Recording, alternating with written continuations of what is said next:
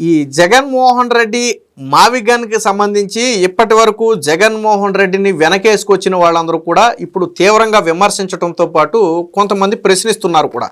సరే, ఇప్పటికిప్పుడు జగన్మోహన్ రెడ్డిని ఎందుకు వ్యతిరేకించారు అనేది కాసేపు పక్కన పెట్టి వాళ్ళు మాట్లాడుతున్న కొన్ని పాయింట్లు కరెక్టే. ముఖ్యంగా జర్నలిస్టు సాయి మన అందరికీ తెలుసు. వాస్తవానికి ఇదే జర్నలిస్టు సాయిని గతంలో విజయసాయి రెడ్డి పేటీఎం జర్నలిస్ట్ అని ఒక పేరు కూడా పెట్టాడు. ఏదైతే వైసీపీ సోషల్ మీడియాలో యూట్యూబ్కి ప్రతి నెల డబ్బులు ఇస్తారో అలాంటి యూట్యూబ్ ఛానల్స్లో జర్నలిస్టు సాయి యూట్యూబ్ ఛానల్ కూడా ఒకటి ఉందని చెప్పి విజయసాయి రెడ్డి ఒక విమర్శ చేశాడు. విజయసాయి రెడ్డికి వైసీపీ సోషల్ మీడియా మీద పూర్తిగా గ్రిప్ ఉంది. మొత్తాన్ని నడిపింది ఆయనే. 2019 నుంచి సోషల్ మీడియాని మొన్న ఎన్నికల్లో జగన్మోహన్ రెడ్డి మళ్ళీ ఓడిపోయే వరకు ఆల్మోస్ట్ గెలిచిన వరకు అయితే పూర్తిగా విజయసాయి రెడ్డి ఉన్నాడు. తర్వాత కొంచెం పక్కన పెట్టారు అనుకుంటే అది వేరే విషయం. కాబట్టి అలాంటి వ్యక్తే పేరు పెట్టాడు. బట్ అలాంటి జర్నలిస్టు సాయి కూడా ఈ జగన్మోహన్ రెడ్డి నిర్ణయాన్ని సమర్థించలేకపోతున్నాడు. ఎందుకంటే పాపం గతంలో 3 రాజధానులు అన్నప్పుడు దానికి మద్దతుగా వీళ్ళు వీడియోలు చేశారు. అలాగే జగన్మోహన్ రెడ్డి తీసుకున్న ప్రతి నిర్ణయాన్ని కవర్ చేసుకుంటూ వచ్చారు.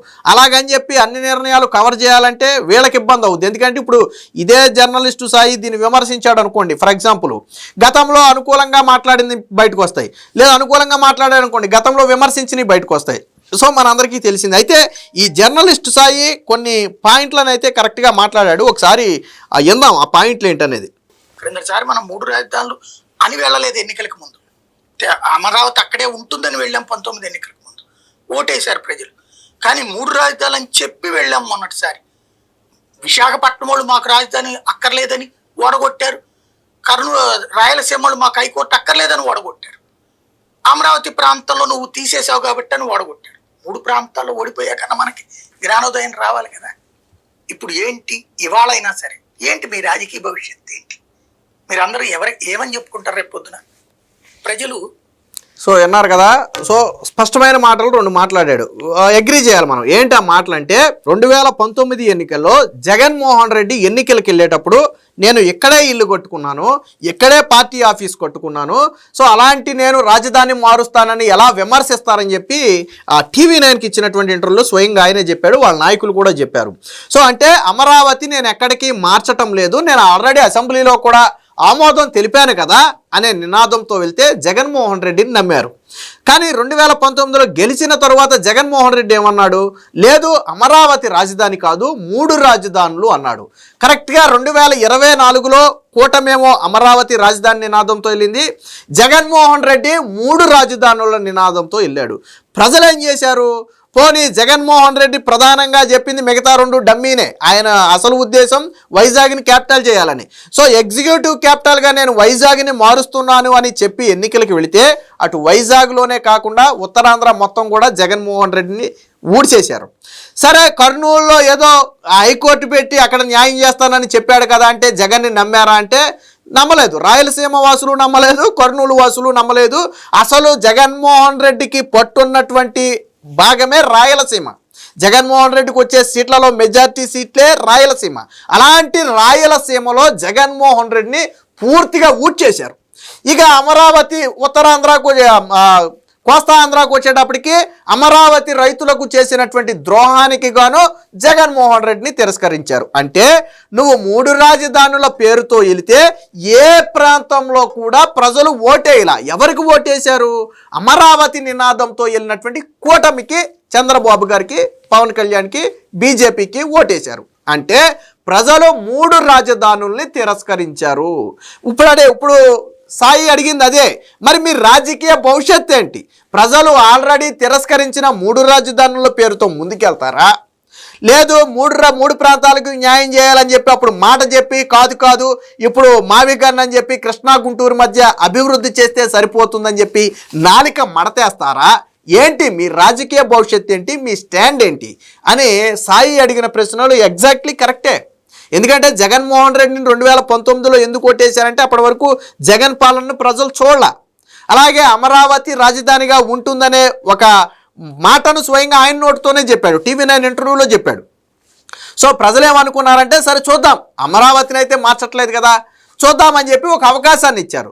తరువాత జగన్మోహన్ రెడ్డి చేసిన తప్పు ఏంటంటే ముందు రాజధానిని మార్చడం వల్ల ఆయనకి తుగ్లక్ అనే బిరుదు ఎందుకు వచ్చింది. గతంలో అసలు తుగ్లక్ అని ఎందుకంటారంటే ఆ తుగ్లక్ అనేవాడు రాజధానిని ఎప్పటికప్పుడు మారుస్తూ ఉంటాడు ఆ కాలంలోనే. సో అందుకనే ఆ తుగ్లక్ అనే బిరుదు వచ్చింది. దానివల్ల ఏంటంటే విపరీతమైన ధన వ్యయంతో పాటు టైం వేస్ట్ అయ్యేది. సో దీనివల్ల యుద్ధాల్లో కూడా నష్టపోయేవాడు తీవ్రంగా. సో అందుకనే ఆ వ్యక్తికి తుగ్లక్ అనే బిరుదు వచ్చింది. సో ఆ బిరుదును ఇప్పుడు ఇక్కడ జగన్మోహన్ రెడ్డికి ఎందుకు అంటించారు అంటే అమరావతి రాజధానిని మార్చి 3 రాజధానులు అనడంతోనే ఈ తుగ్లక్ బిరుదుని జగన్మోహన్ రెడ్డికి అంటించారు.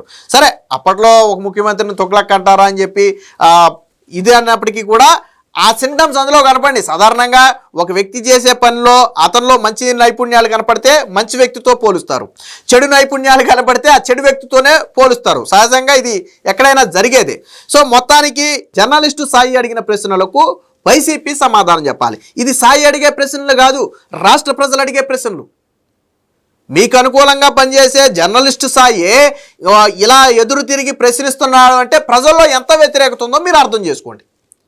జగన్మోహన్ రెడ్డి పట్ల, మావిగన్ పట్ల ప్రజల్లో ఉన్నటువంటి వ్యతిరేకతకు ఇది నిదర్శనం. సాధారణంగా రాజకీయ నాయకుడు అంటే ఏంటంటే ఒక స్టాండ్ ఉండాలి. తప్పైనా ఒప్పైనా సరే ఒకే మాటకు కట్టుబడి ఉండాలి. అది తప్పైనా కావచ్చు, నువ్వు వన్స్ కమిట్ అయ్యావు అంటే తప్పైనా సరే నువ్వు దానికే కట్టుబడి ఉండాలి. రాజకీయాల్లో అది ఉంటే ముందు వెనకమాల ఉన్న వాళ్ళకి నమ్మకం. మా నాయకుడు ఒకే మాట మీద నిలబడ్డాడు, తప్ప తర్వాత సంగతి. మా నాయకుడు ఒకే మాట మీద నిలబడ్డాడు, సో మేము ఆయన వెనక గట్టిగా నిలబడతాం అని వెనకమాల ఉన్న కార్యకర్తలు కానీ నాయకులు కానీ బలంగా నిలబడతారు. కానీ నాయకుడు అనే వాడికి నిలకడ లేకుండా నాలిక మార్చేసాడు అనుకోండి, రోజు షర్ట్లు మార్చినంత ఈజీగా నాలికను మార్చేసాడు అనుకోండి, వెనకమాల ఉన్న వాళ్ళకి ఇబ్బంది కలుగుద్ది. ఫర్ ఎగ్జాంపుల్ చంద్రబాబు గారిని తీసుకుందాం. అమరావతి ఆయన ప్రకటన చేసింది మొదలు ఈ రోజు వరకు కష్టమైన నష్టమైన గెలిచినా ఓడినా ఎన్ని ఇబ్బందులు ఎదురైనా అమరావతి అనే నిలబడ్డాడు ఆయన. సో ఇప్పుడు టీడీపీ శ్రేణులకు ఒక బలం ఏంటంటే చంద్రబాబు గారు మాట ఇస్తే తప్పడు, ఆ మాట కోసం నిలబడతాడు, ఎంతవరకైనా వెళ్తాడు అనే ఒక ధైర్యం టీడీపీ శ్రేణుల్లో, టీడీపీ కార్యకర్తల్లో, వాళ్ళ నాయకుల్లో ఉంది. కాబట్టే జగన్మోహన్ రెడ్డి 3 రాజధానులు అనే 5 ఏళ్ళు డ్రామా ఆడినా రాష్ట్రం మొత్తం తిరిగి చంద్రబాబు గారు గొప్పతనం ఏంటో తెలుసా, వైజాగ్ వెళ్ళి కూడా అమరావతి రాజధానిగా ఉంచుతాం, వైజాగ్ని ఆర్థికంగా అభివృద్ధి చేస్తామని చెప్పాడు. అధికార వికేంద్రీకరణ కాదు, అభివృద్ధి వికేంద్రీకరణ చేస్తామని చెప్పాడు. జగన్ అధికార వికేంద్రీకరణ అన్నాడు, బట్ చంద్రబాబు గారు అభివృద్ధి వికేంద్రీకరణ చేస్తాం చెప్పాడు. అలాగే కర్నూలు వెళ్ళాడు ఆయన, రాయలసీమ వెళ్ళి కూడా ఎస్ అమరావతి రాజధాని, మీ ప్రాంతాన్ని నేను అభివృద్ధి చేస్తానని చెప్పాడు. ప్రజలు దాన్ని యాక్సెప్ట్ చేశారు. అంటే రాష్ట్రం మొత్తం తిరిగి ఆయన అమరావతి అనే చెప్పాడు. బట్ జగన్మోహన్ రెడ్డి కక్కలేక మెంగలేక అటు వైజాగ్ వెళ్ళినా వాళ్ళకేమీ స్పష్టంగా చెప్పలేకపోయాడు. వైజాగ్ పోనీ క్యాపిటల్ అన్నాడు అనుకుందాం, ఏం చేసావు నువ్వు 5 ఏళ్లలో క్యాపిటల్ అంటే? పోనీ కర్నూలు వెళ్దాం, కర్నూలులో హైకోర్టు అనేది జగన్మోహన్ రెడ్డి రాష్ట్రంలో ఒక డ్రామా ఆడతాడు, పార్లమెంటు కేంద్రంలో మరొక డ్రామా ఆడతాడు. అక్కడేమో మాకు హైకోర్టు అవసరం లేదన్నట్టుగా అక్కడ మాట్లాడతాడు. సో ఇక్కడ ఈ ప్రజలకు సమాధానం చెప్పలేకపోయాడు. ఇక అమరావతి రైతులనైతే అసలు కోస్తాంధ్రనైతే కదిలించే పరిస్థితి లేదు. వాళ్ళకి చేసిన అన్యాయానికి వాళ్ళు తీవ్ర మనోవేదనలో ఉన్నారు.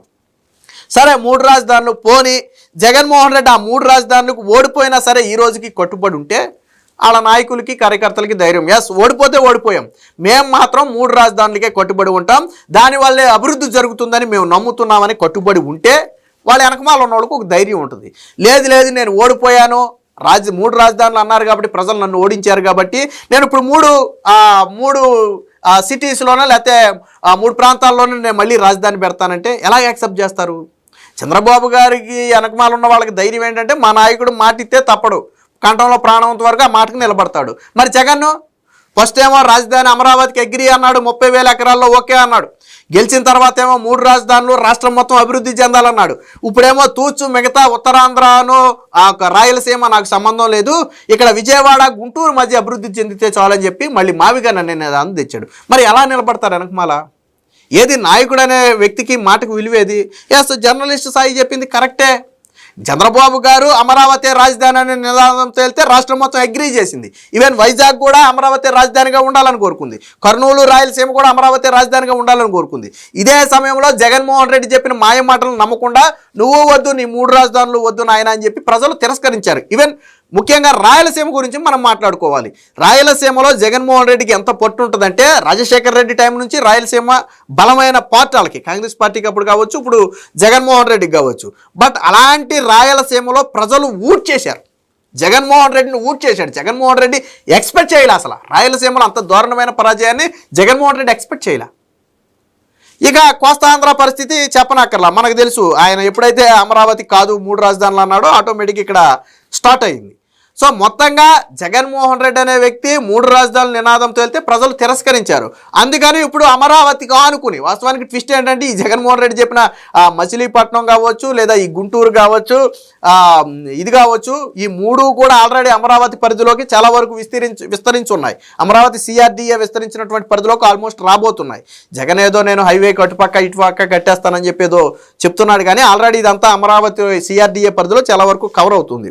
సో మొత్తంగా సొంత పార్టీ వాళ్లే జగన్మోహన్ రెడ్డిని ఇప్పుడు తీవ్ర స్థాయిలో వ్యతిరేకించే పరిస్థితి వచ్చింది. ఏది ఏమైనా ఈ మావిగన్ అనేది జగన్మోహన్ రెడ్డిని రాజకీయంగా అతిపెద్ద దెబ్బతీస్తుంది అనేది మాత్రం వాస్తవం.